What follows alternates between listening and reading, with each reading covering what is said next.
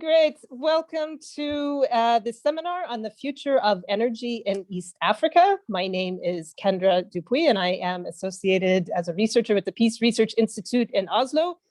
This seminar is an initiative of the Green Curses and Violent Conflicts Research Project, which is led by PRIO and involves Environmental Law Institute, University of Massachusetts, University of Life Sciences in Norway, and EPRC in Uganda, Economic Policy Research Center. We investigate the conditions under which renewable energy and the transition to renewable energy may trigger violent conflicts and how we may resolve such conflicts. Today's seminar features two very knowledgeable people on this very topic, Christopher Gore of Ryerson University and Godber Tumushabe of the Great Lakes Institute for Strategic Studies. And we're very excited to have them here today. Their biographies are on the PRIO event site. I'll just read them very quickly here. So Christopher Gore, Ryerson University, has 25 years of experience on energy sector reform in Uganda. And this is what he'll present today for us. And Godber has a long history in law and energy from East Africa and will speak to us today about the new East Africa crude oil pipeline project, which was just approved between Tanzania and Uganda. We are recording today's seminar, so please be aware of that. And the final thing I will say is that our question and answer session will start around, so each presenter will present for about 20 minutes each, and then we will have a question and answer session, which will be led by Shela Chowdhury of ELI. So I will disappear here now, and Christopher, the floor is yours. Thank you so much.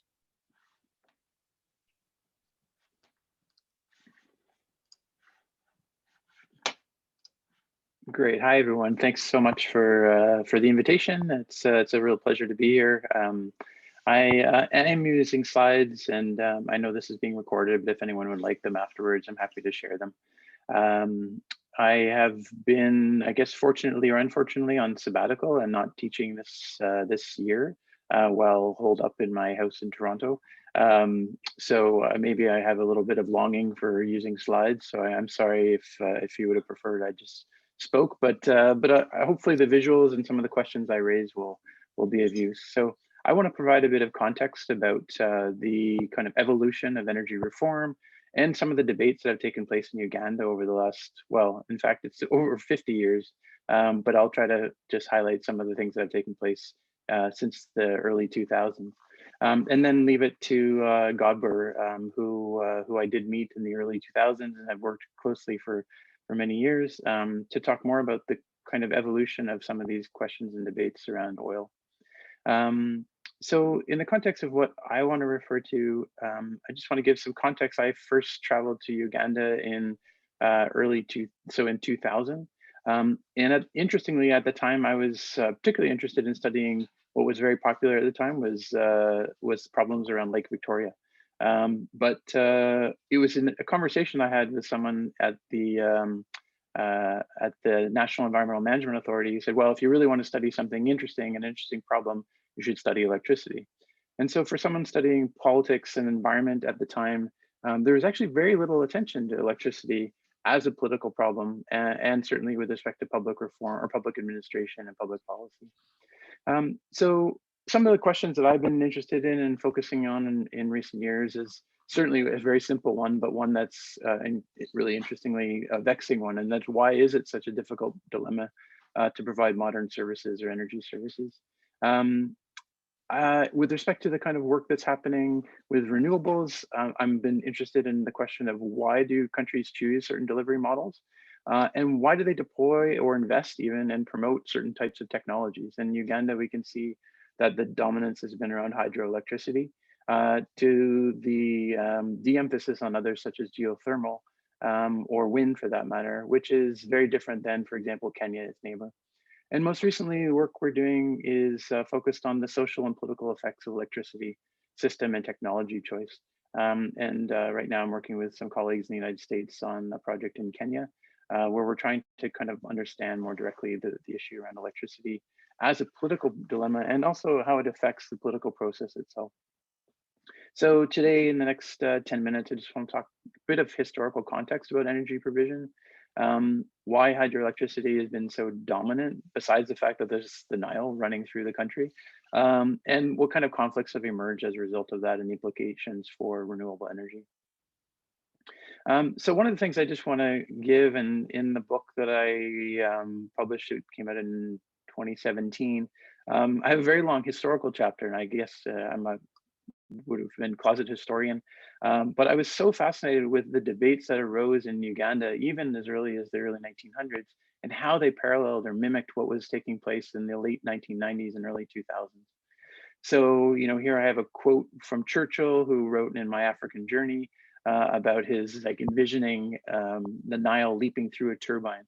Harnessing the hydroelectricity would create Uganda as an industrial powerhouse.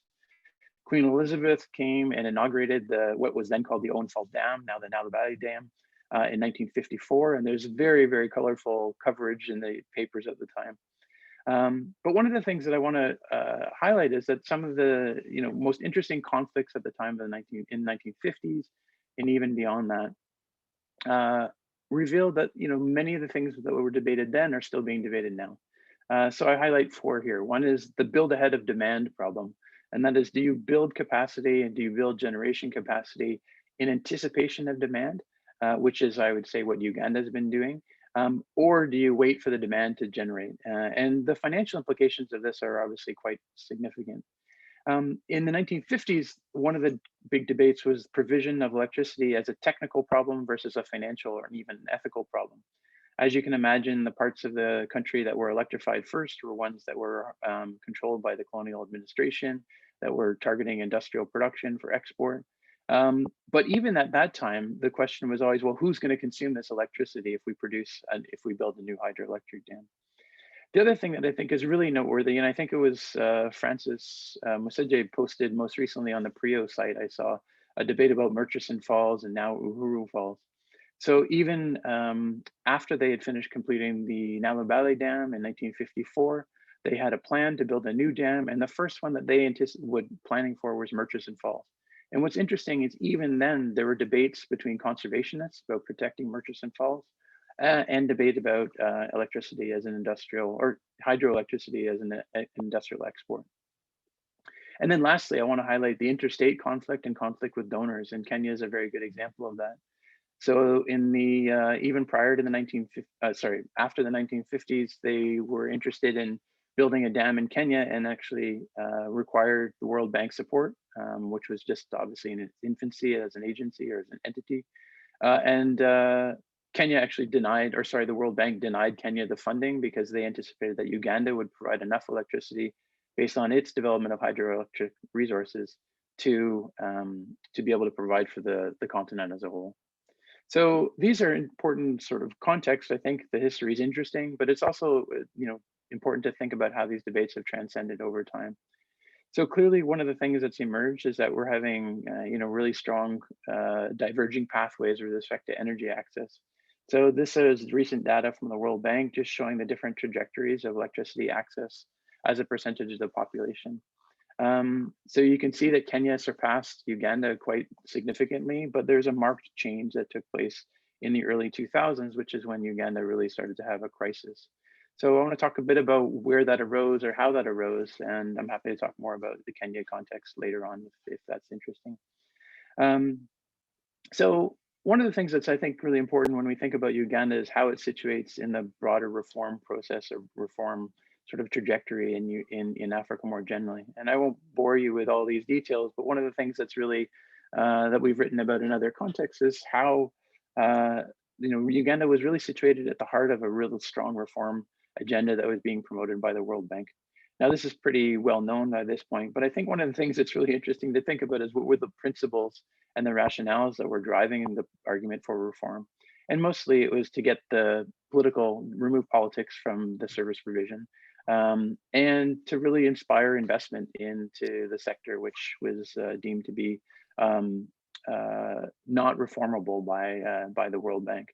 But one of the things that was interesting when you start to put together all the different principles that were supposed to be used in reform was a large, dense market, good quality existing infrastructure, commitments to health, gender, climate. These all became embedded in reform, although really what is most important became a focus on the technical merits of the project. So one of the things that's striking about Uganda is that it was one of the first countries in sub-Saharan Africa to agree to the most deepest reforms of its sector. And in fact, it pushed further in terms of reform implementation, in terms of the standard model of reform, which I'm happy to talk about more. What's striking about this is, the question again is why electricity provision was so difficult in Uganda when it had been deemed a reform showcase. In my interviews for my work in the early 2000s, what was so striking was kind of the perception and the arguments by the World Bank about why privatization, the unbundling of the sector, and the parallel or continuing the focus on building a hydroelectric dam all at the same time, which some would call sort of a Big Bang theory of reform, was, to the World Bank country manager, said was a no-brainer. Show me the counterfactual, was it actually said to me. He said that the state was unreformable. Others said there are no other options. And this is one of the things I want to highlight, is that there were certainly other options available. Geothermal had potential. There is widespread investment, particularly by European donors, GTZ at the time, the German Development Agency, into biomass and harnessing biomass potential, small hydro. None of these were entertained seriously. They were all put aside in the pursuit of the creation or the construction of the Bujugali Dam. And even with respect to solar at the time was not very strong in terms of the country. There was lots of investment or discussion of investment, but there was very high tax on the solar imports, and questions about quality and upkeep were really dominant in the country. But all that to say is, one of the things that's also striking is that Uganda became what I would say is a ground for experimentation in electricity reform in sub-Saharan Africa. It was in fact the first country to really pioneer a very strong energy reform model with respect to rural electrification under the Project of Energy for Rural Transformation. So what ensues?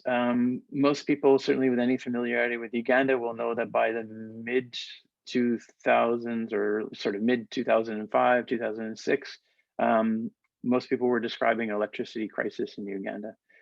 There are several reasons for this, and I won't get into all of them, but one of the things I want to highlight is the overinvestment in large hydroelectricity became a massive point of concern and conflict in the country.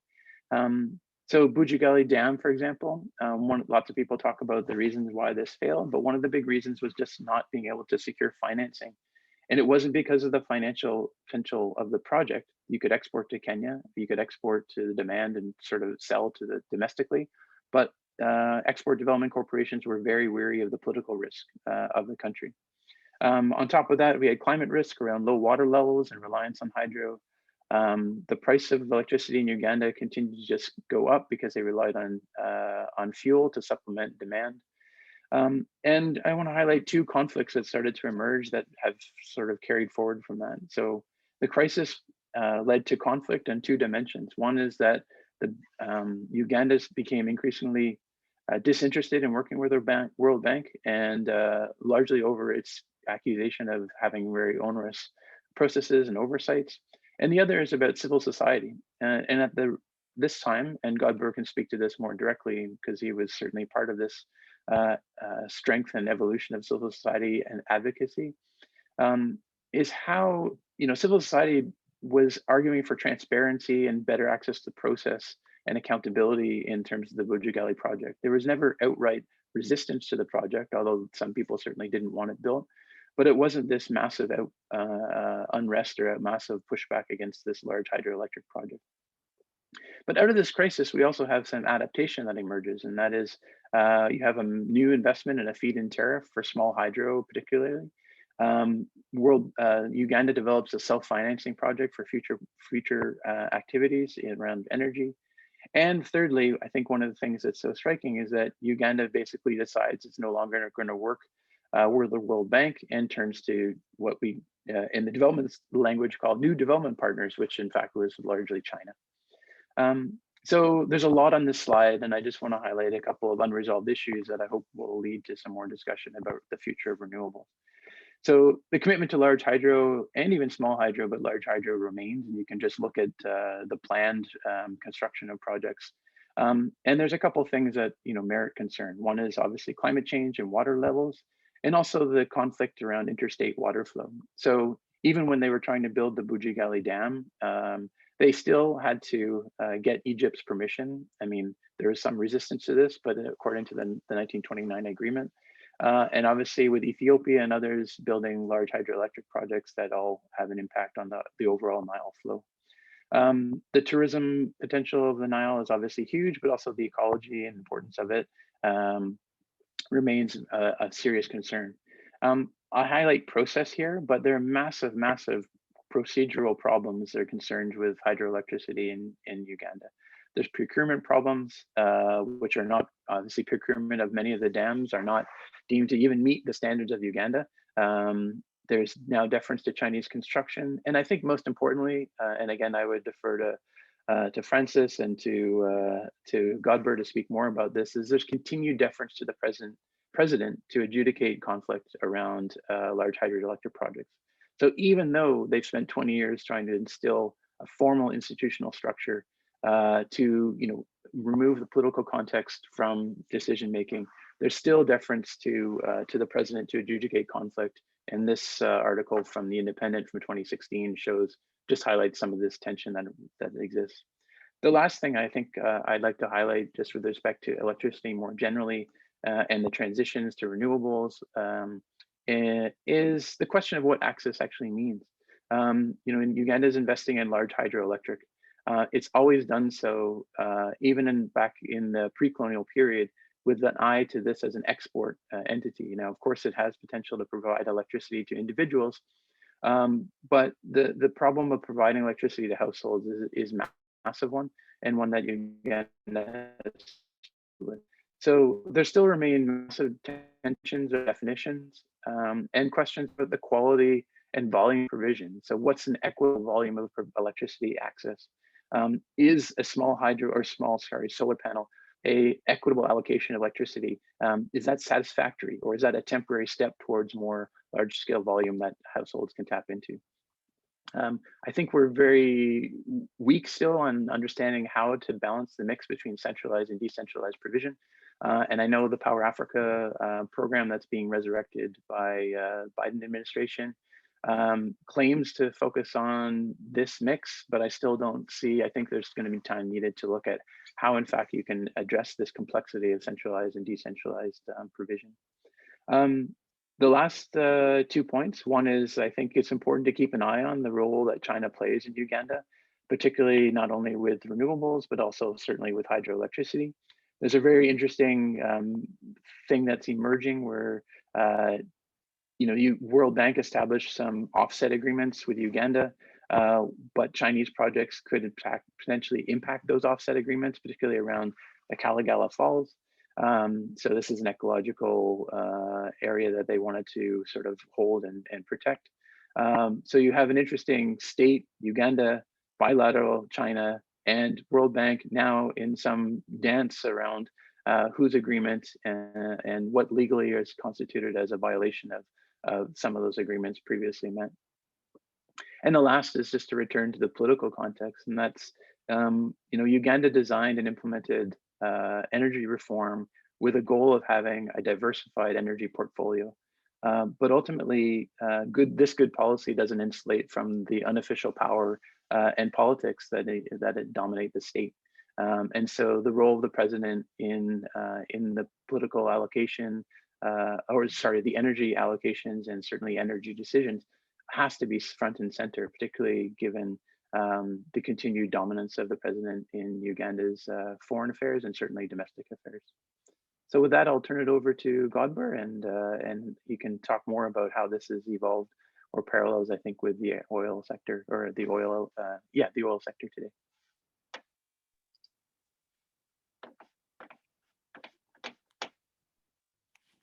Yeah, thank you very much, Chris. For the next 20 minutes, I want to talk to you about oiling new frontiers of conflicts with a specific reference to the East Africa Crude Oil Pipeline Project. Just again to introduce myself, my name is Godber Tumushabe.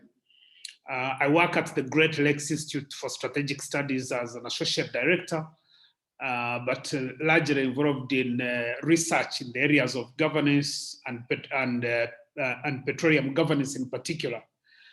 In my free time, I also teach international law and international human rights law at the School of Law at Ryerson University. Now, just almost building on what Chris has just shared is the whole new frontier of petroleum exploration and development in Uganda and in East Africa in general.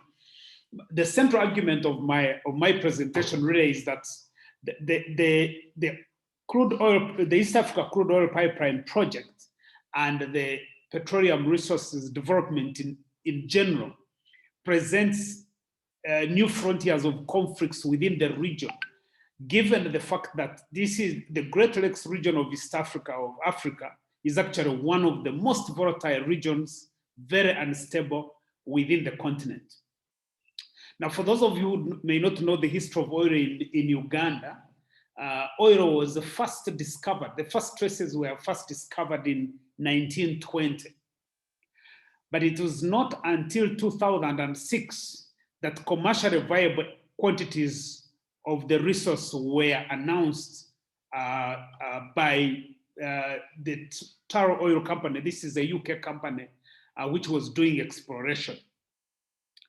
And since 2006, there have been lots of developments in terms of exploration, in terms of policy development, a lot of preparatory work that has been done with a series of contracts, including farm down contracts, and lots of shifting timelines in terms of production. The original timeline announced in 2017 was that the first barrel of oil would flow in 2020, which didn't happen. But what happened in 2021, and that is this month, was that the partners in this resource development and venture signed a series of agreements that enable the work on the construction of the East African Crude Oil Pipeline project to continue.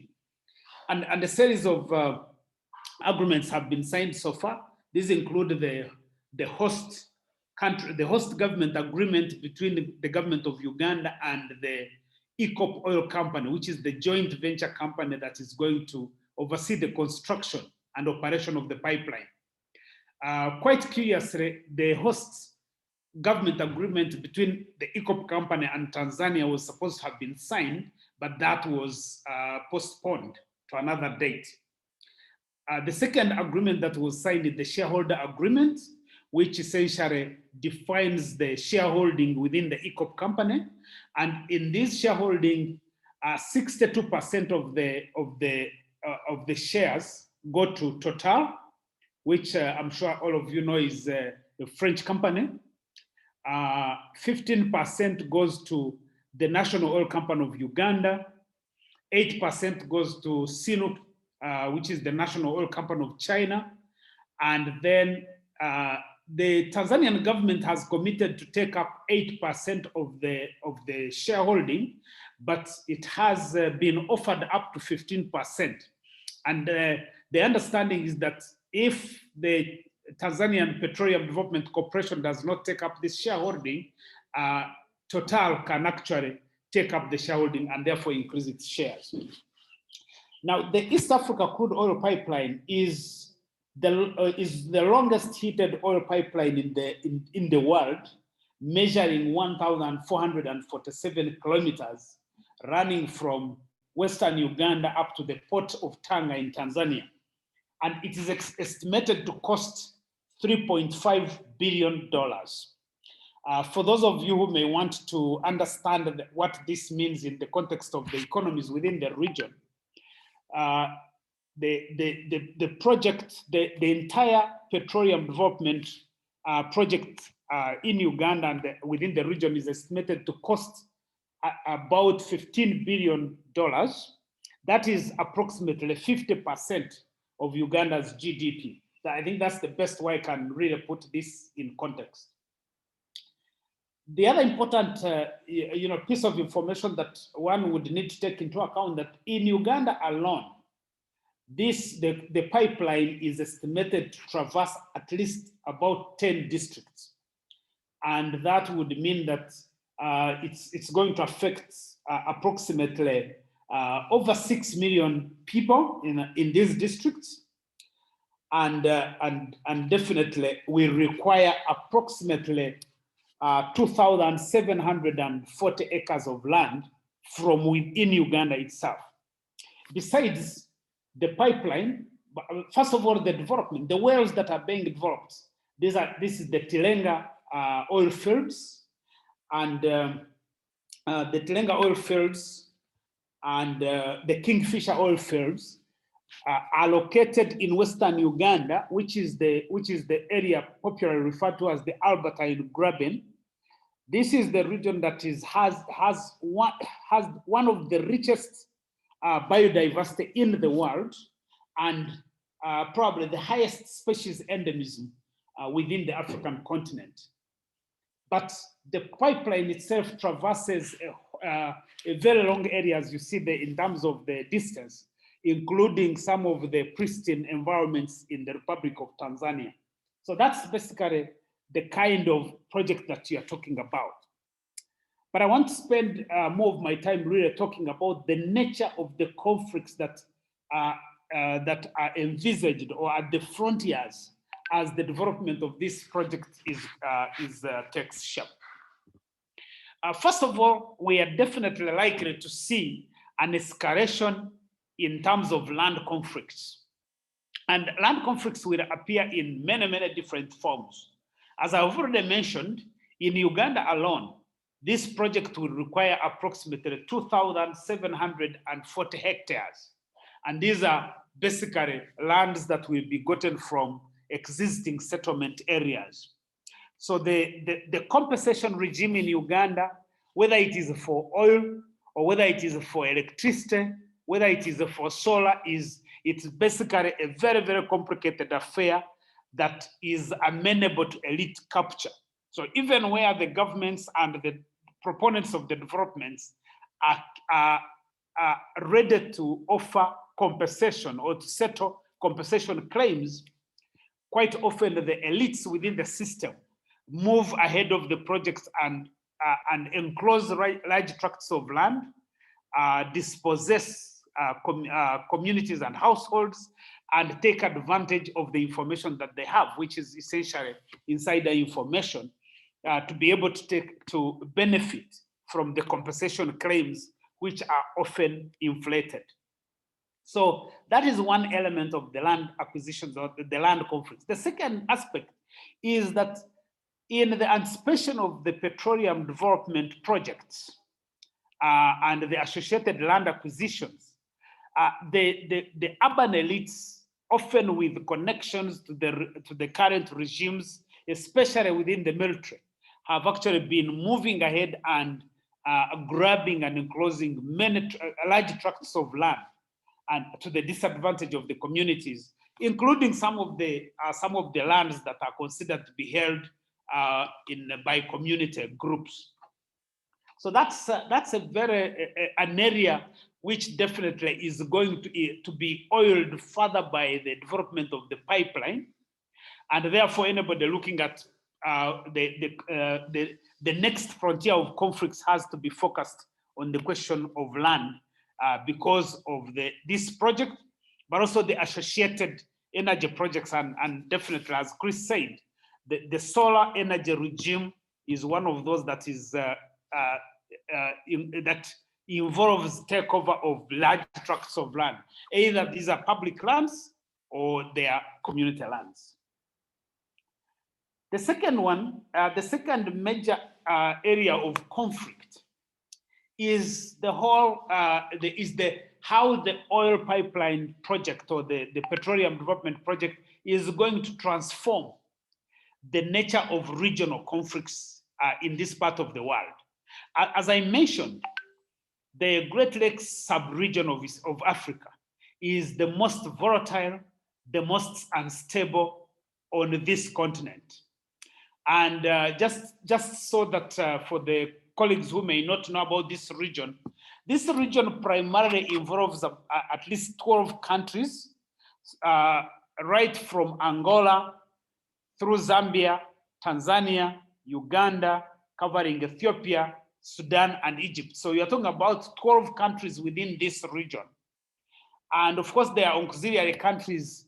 Some of you may be following the events in Chad, where the president was just killed, and there is a transition taking over, where the son is taking over from the former president. But the important point to mention is that the region, the president of Uganda, President Museveni, has emerged as a hegemonic leader that has built a formidable military that is able to intervene across the region. So we've had our forces fighting in Rwanda, fighting in South Sudan, in Democratic Republic of Congo, in Central African Republic, and in Somalia. And actually, some of the other forces have also been deployed as mercenary forces in Equatorial Guinea, which is another oil-producing country. So the coming in of the oil pipeline project and the oil development activity is definitely going to transform the nature of the conflicts within the region by strengthening the position of President Museveni, but also attracting a lot of corporate interests. As we speak now, the government of the French government, the French military, is one of the militaries that is training the Ugandan forces, especially in mountain warfare. And because, as I said, Total is one of the major players within the East African region. The third point that I would really highlight is the question of debt, which I think is going to be another trigger of conflict within the region, but also within the country. I think that the development of the petroleum resources and the East Africa crude oil pipeline project is oiling the debt within both in Uganda, but also in Tanzania, because of the requirements for investments in this region, in the petroleum sector. Right now, Uganda's debt is estimated at about 49 trillion, which is approximately 50% of Uganda's GDP. That means that our ability to borrow is being diminished substantially by the fact that we have taken in a lot of debt.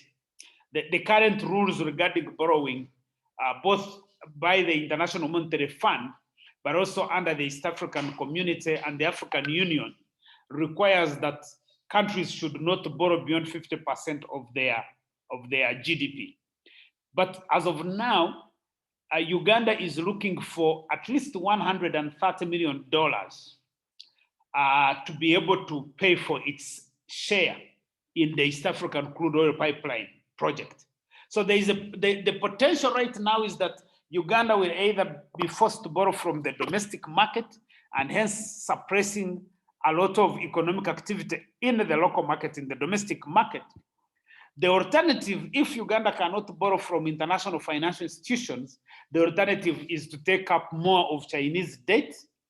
And Chinese debt definitely means that Uganda will have to surrender quite a lot of business under the pipeline-related business to Chinese firms. So that's again another major frontier area of conflict that is likely to emerge as a result of the development of the East Africa crude oil pipeline project. The fourth point, or the fourth frontier of conflict, is more to do with the international actors. That the region is increasingly become the theater for global geopolitical competition.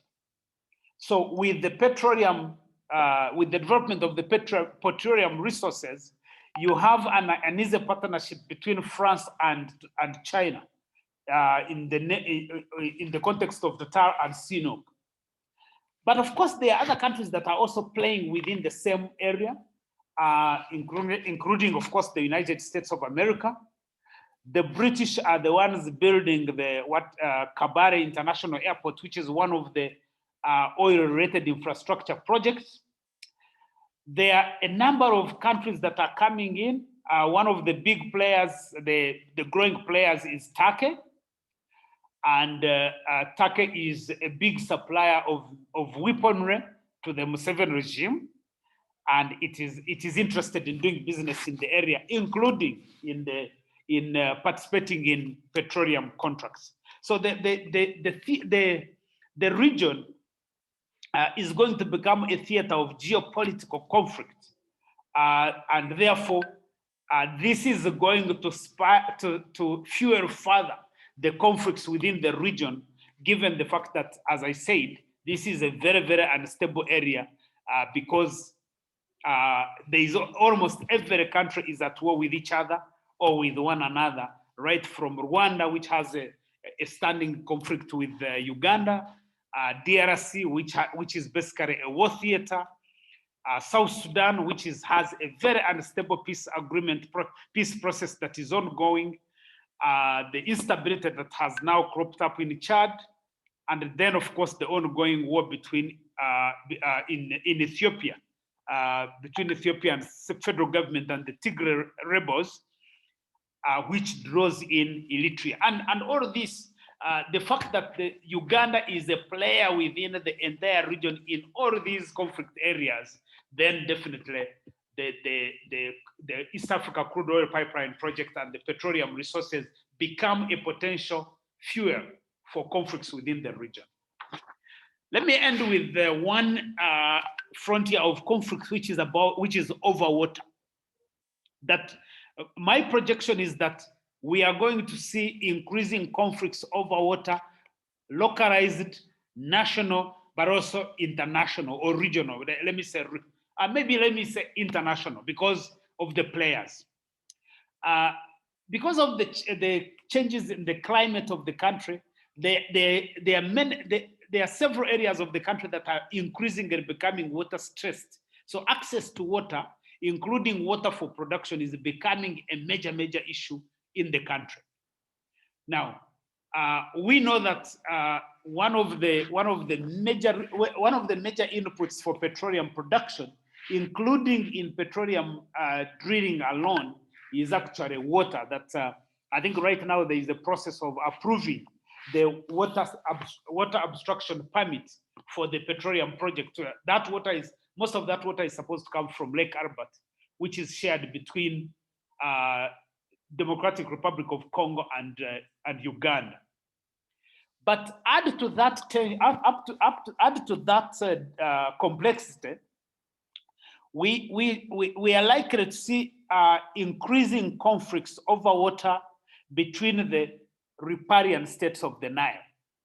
As long as Uganda is interested in extracting more water to feed its oil industry and other industries, we are definitely of course, we already, as Chris said, we are already investing heavily in hydropower projects along the River Nile. Now we are going to go further to abstract water for the petroleum exploration and development. We are likely to be extracting more water for agricultural production.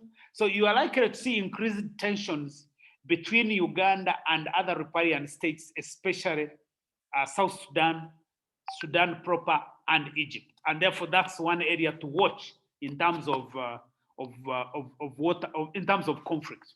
We're already seeing tensions between Ethiopia, South Sudan, and Egypt, and that is a major factor in how the conflict over water is going to transform across the region. But more importantly, that besides the flow of the water of the Nile, Uganda also has one of the richest underground freshwater reservoirs in this region.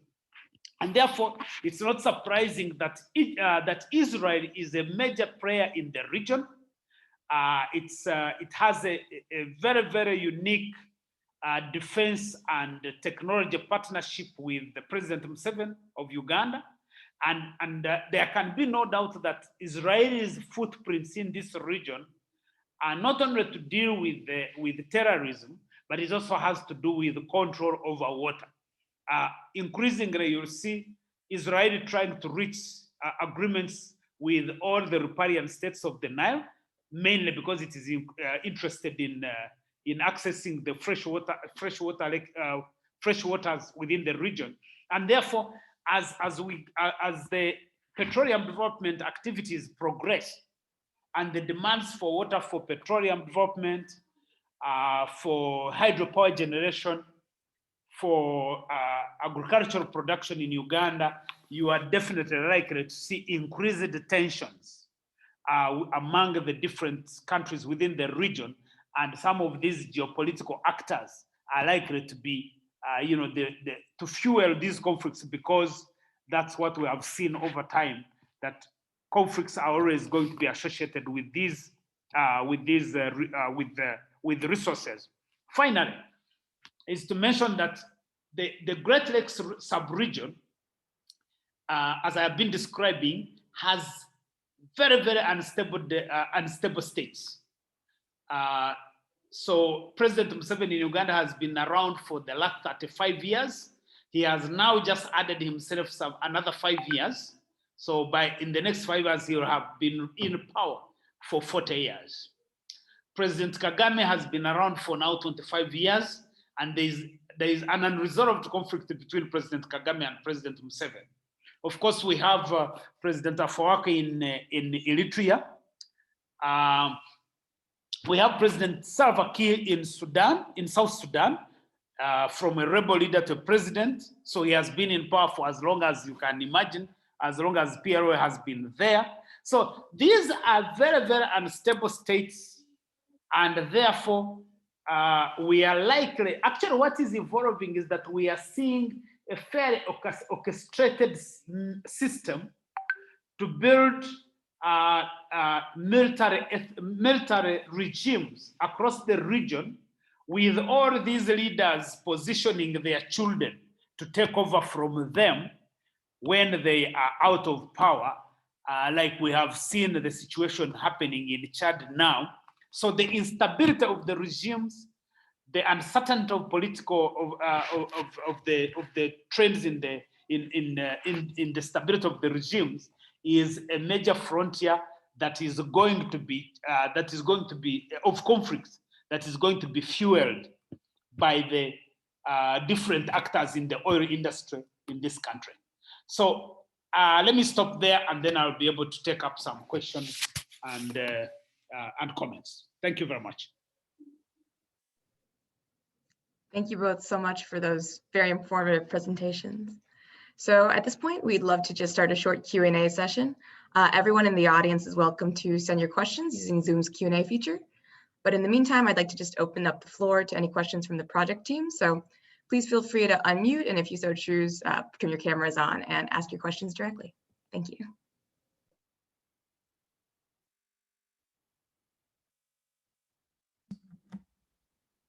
Go ahead, Carl. There's a question for Godber in particular, but maybe Chris also has perspectives on this.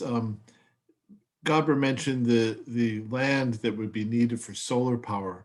And I was curious if there's any sense of how much of the solar industry or solar projects in Uganda are likely to be driven by private individuals and private investors who have land, who want to make money off it, and how much of it would be driven by the state seeking to create industrial solar installations that might involve land grabbing. So this is one of the questions that we've been wrestling with.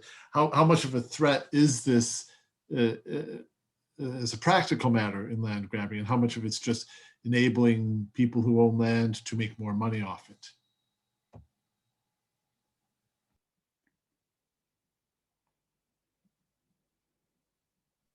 Do I need to respond question by question, or we are taking a couple of them? Feel free to respond question by question. Okay, all right. Right now, I would say that I haven't seen any estimate in terms of the land that is required. What I have been following really are specific investments in solar energy, basically by way companies that are coming in to invest in solar gardens.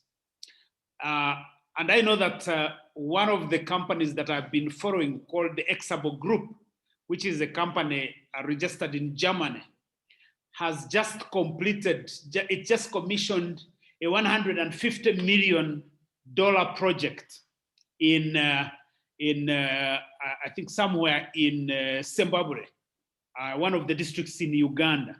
So that solar project is already putting power on the national grid. So that is already ongoing. And I'm also following up on their other investment where they are investing another $150 million in a related project in another part of the country. So in other words, for guys like you who are doing research in this area, you probably would have to take keen interest to study some of these projects in more specific details, because you know, those, as an organization, we just keep on following up these developments because of our interests in energy transition. We don't have running programs in terms of ongoing research focusing on the projects themselves. I would just add, if I could, to Carl's question. I mean, I know that one of the challenges with the FIT programs, they had a mandated sort of domestic investment requirement. So a portion of it had to have domestic investors. And in fact, that was very hard to achieve because there just wasn't the capital in the domestic market to be able to do that. So you had some dubious, questionable corporations being created, often owned by the same people. And therefore, it wasn't really a diffuse competitive arrangement. You had multiple companies owned by some small numbers of people. I do think some of that information is public, although how you'd find it. The other is, I would just say, even when they're looking at investments when they're trouble getting financing for large hydroelectric, there was only a small number of domestic investors available. Certainly, owners of sugar factories in particular were dominant. So I don't know that it's changed. I mean, Godber's suggesting, again, the international investment, but I think that's probably the dominant approach. But that's an interesting one on the policy and the legal side, is to look at what sort of portfolio Uganda sets out with respect to investment requirements. And if there's a high domestic requirement, then where's that money coming from, and how is it being, getting into that system, which then may lead to some more interesting questions or observations about conflict and land conflict and grabbing. Maybe I should add, in the light of the point that Chris made with President Museveni having signed off some of these projects. In Uganda right now, it's unlikely that you can pursue an investment of $150 million and it has not been cleared from the level of president. So essentially, for these mega projects, the office of the president almost becomes like, not even the office, the president himself almost is the clearing house for all these mega projects. All right, thank you. Stacy, would you like to go next? Have Francis go. I think he was first, and then I'll follow up. Oh, perfect. Francis? And I think John Andrews on that list too. Yes, lots of hands raised. Thank you, Chris and Godber, for a very interesting presentation. I really enjoyed it. I have two kind of general comments. One relates to the conflicts that we see, especially around compensation for the major projects like hydropower projects. Godber might know that in Uganda, we have a number of projects that have stalled because of land-related conflicts and delayed compensation. I might give an example. One of them is called Achwa 1 in northern Uganda. And you talked about the issues to do with compensation and conflicts around that for oil, for the pipeline project. Do you think there are the same forces behind these conflicts? Or are there different conflict drivers, especially when it comes to hydro-specific projects, solar projects, and the pipeline or oil-related projects? And then the other one, we'll go to Chris. It's about the increasing prices of electricity tariffs in Uganda. That even when you see this increased capacity generation over time, that actually has almost more than doubled in the past 15 years, prices are also doubling. They're increasing almost in the same measure. And I think the question is, where does this problem stem from? Because it looks there is a lot also of capacity that is not absorbed by consumers and prices continue to rise. Where could the problem be stemming from? And do you think the increased investment in hydro would resolve this, or we need to diversify, or there are other solutions that the country needs to consider? Thank you. Could I add before you answer? That's really super interesting, Francis. And my question relates to the second point. I'm wondering if you could each talk a little bit about what we know about who pays what kind of rates. One of the things that interests me there, Chris, and it comes out in your book, is on these investments, especially the big hydro investments, sort of publicly are justified in developmental terms, right? Really about providing electricity for a glorious future. But I'm wondering the extent to which those promises get realized because of the price of the electricity, because of who's paying it and who's not. I can't get a sense whether even price is relatively transparent. If I'm paying one price, do I know that other people are paying the same price? These sorts of questions about the end user would be, so I'm just adding to Francis's questions there. Very, very interesting.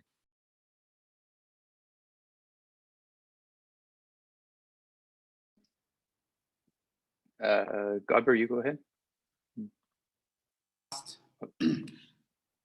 Thanks, Francis, for the question. Yeah, I think you talked about the conflict drivers. Are they the same, especially in relation to compensation? I actually think that they are the same. And what do I see as the drivers? One is that I think that in all the projects, in all compensation related issues, the first driver is the elite capture. That institutions, especially actors within these institutions, they move into these areas and acquire most of the land. And then the government has to deal with the new land owners. And because this has been coming out in the open, there is almost total breakdown of trust between the government and the communities and the land owners. So everybody, among the population, everybody knows that they are being cheated. So they are playing hardball. And because they know the information comes out who has been paid what, or which of the government officials have been paid. Some of the land acquisitions that you will see, if you follow even the media reports, some of the land acquisitions are connected to the military. Some of them are connected to the first family or the family of the president. And so there's a breakdown of trust between the government or the government agencies and the citizens. And I think that is holding up a lot of compensation claims. The second driver is what I would call lack of transparency. There's really total lack of transparency in dealing with the compensation claims. When you follow each of these projects, the government agencies are not transparent. There is no certainty. Even when they come and value a land, there is no certainty on how long it will take for you to be paid. We know that, for example, some of the communities whose land were compulsorily acquired for the case of the oil pipe, for the case of the area production scheme for oil, they were paid after 5 years from the date of valuation, in which case the value of their lands have completely changed. So you are dealing with completely different values. So I think that there is lack of transparency on the part of government in the way it handles compensation claims, and that is a problem. The third driver of the conflict over compensation is the claim by government that it has no money. So quite often the government claims they have no money to compensate. But of course we know that for government of Uganda, they are spending money over so many strange things, including the burgeoning public administration budget, a classified expenditure, a growing classified expenditure under the president's office. So if government wanted to compensate its citizens, I don't think that we would fail to have the money to be able to pay the compensation. So the compensation regime is full of distortions of all aspects, that it creates a problem for these projects. In most cases, governments want to claim that it is people who have refused to be compensated, but I think it's the problem is with the government and the way it handles compensation issues. Yeah, thanks, Godber. One comment on Francis's question is, I think one of the other problems is that, and this has been, I think, ever since I first visited Uganda, the problem of electricity provision is so at least with respect to compensation for hydroelectric, the problem of access and the problem of building projects is so deep, and the energy shortage is so high, that there's always been a public narrative about urgency to start projects can always be dominate the question of compensation and the pace of compensation. So, even for Bujagali project, it was like, well, let's just start the process. Like, we may not have all our, things lined up, but the need to get this project going is so high and is so important that we can't wait. Like, if we wait another year or two or figure this out or wait for the courts, it's just going to delay things further. And that's a pretty easy public narrative that the Ugandan government has used over time. It's just like, we can't wait. This is so important. We need to get this project going. And with Stacey's question, this is like really super interesting. So one is, I'll say, I have a lot of faith in the regulator in Uganda. I think generally the Electricity Regulatory Authority is transparent. They've constantly under pressure by the Ugandan government, in particular the president, called the parliament, even when they aren't accountable to parliament. So they've been very good and transparent about the pricing.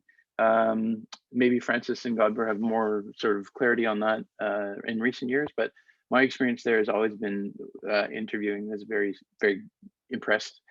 So I think the bills and the price of the electricity is transparent. And in fact, you can see the charges for the energy, I forget what the name of it, Uganda Energy Fund. So the domestic fund to take a portion of the bill that would go towards developing future projects.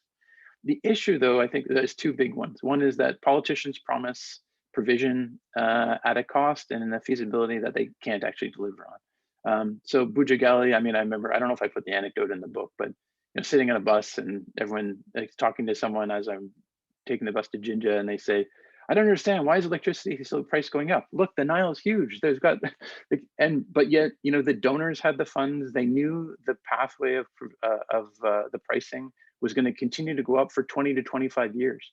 And there's two reasons for that. One is the cost of expanding infrastructure, the rising cost just by obviously rising costs on an annual basis.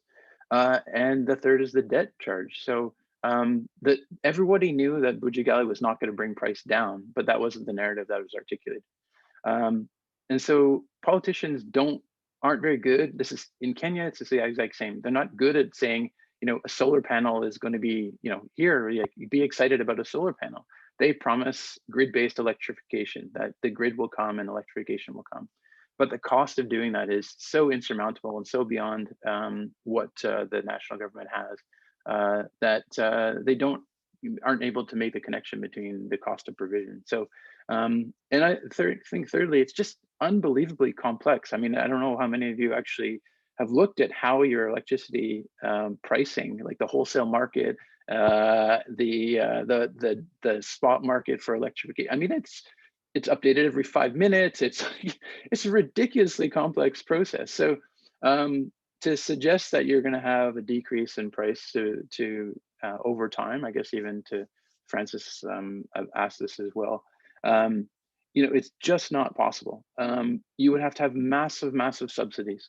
I mean, massive subsidies in order to maintain a price that is even level. But you know, with 40% of the population, maybe 50 now in Uganda with access, I don't know the figures right now, but maybe 30 to 40% still deemed to be living in urban versus rural. You've got a dispersed population.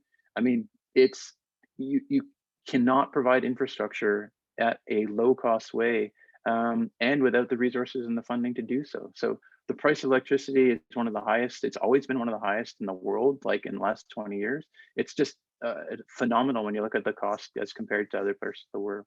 I don't think that's going to change. And if you continue to invest in hydroelectricity without subsidies, they have small lifeline subsidies, but the amounts are tiny. So, and then last, I would just say, you know, Kenya is experiencing this problem now, kind of in a reverse, and that is that people are not consuming enough electricity to allow for the electrification, the cost of electricity to support the expansion that Kenya wants to invest in. So you have a scenario where like you keep adding electricity to the grid, but people aren't consuming enough in order to bring enough revenue to allow for the continued reinvestment in that. So this build ahead of demand debate that took place like in the 50s and even in the 30s, it's still relevant today. The question is who and how much are you going to invest over time? And I think, you know, places like China are interested in investing over time and in the long term. But the implications of that are, you know, obviously quite important to be thinking about geopolitically and obviously domestically. All right, thank you both so much for that. So I do recognize we are a little bit over time now. So I just want to open up. Is there anything else anyone would like to make? Any closing comments? John Andrew, did you want to ask a question? Yeah, I mean, we're out of time, so I don't know how much time you want to give to this, but you know, I very much appreciate the presentations that have been given both by Chris and by Godber. They've been enormously rich. I've learned a great deal from those presentations. It's extreme value to us as well as a project, and particularly given our focus in terms of thinking about conflict drivers around energy provision in Africa. I think all of that's really, you know, this is very strong. But I wonder, you know, as it's being laid out here, I mean, we're you know, here there is an emphasis quite clearly on you know, major problems, major challenges that are being faced, and I recognize that all of that has to be taken very seriously. At the same time, there's kind of an inevitability to what you lay out, right? It sounds like, you know, there will be blood. It's the old story, right? There will be blood whenever there's oil being, you know, being explored and drilled. There will be blood whenever we provide any kind of energy. We know that, right? There's going to be major problems. But I wonder, you know, Chris, you mentioned, you know, that you, in some regards, see that the regulators are somehow clean, they are operating correctly. I'm also just wondering about whether there are other countervailing forces that might not make this all go to shit, right? That might not all make this be a complete disaster. I mean, I don't work with Africa, I work with Latin America. And there, you know, we could lay out very many of the same kind of problematics that you've laid out. But we would also have to also balance that with also changes in law and regulation, changes in national politics, changes in regional political dynamics and agreements between countries and so on. So I'm wondering whether there might be some elements, some countervailing forces that might actually also be important to emphasize as well, because otherwise the picture is rather bleak, and it also seems to be somewhat of a stereotype, to be very honest. Well, I can say a few words quickly, but I think it's an excellent point. That's one of the things that I think was most intriguing about the experience in studying energy in Uganda is that, one is the government didn't anticipate the kind of pushback and the resistance and the, as you say, countervailing forces. So there's a couple that stand out, and I mean, at least historically, and I know there's debate about this. So one is the institutions that they did create and the support that they've given to them. So for example, the regulator was highly, actually used to have, and I forget the representative, one I don't know if it was Norway, it might've been Norway, but maybe Kendra knows this. Actually, someone from Norway sitting in the regulator's office, providing support, guidance, training, capacity building. The second is the courts. The courts were instrumental in allowing for the power purchase agreement to be made public. Now, it kind of was made, it was leaked, but the courts took a stand. Now, I know in Uganda that the debate about the courts, and Godber can talk more about that these days, but at the time, the courts played a really important role, and they actually stood back up against the government's resistance to sharing. The third is civil society. So, that was one of the things that I think I observed most in my time, over time I've seen, is that, civil society in Uganda has typically been thought of a little bit less adversarial than in, for example, Kenya, and even like obviously in the Tanzania, much less so than others. But civil society was very clear. Organizations were very, very clear that this is not about resisting the dam. They said this over and over, but no one would listen. It was about procedure, it was about transparency, and it was about accountability, particularly about pricing.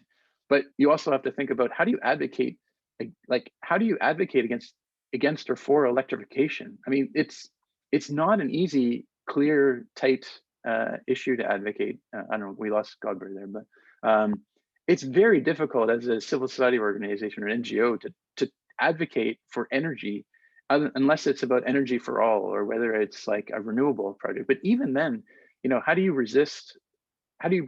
We know this, how do you resist process, or how do you resist accountability?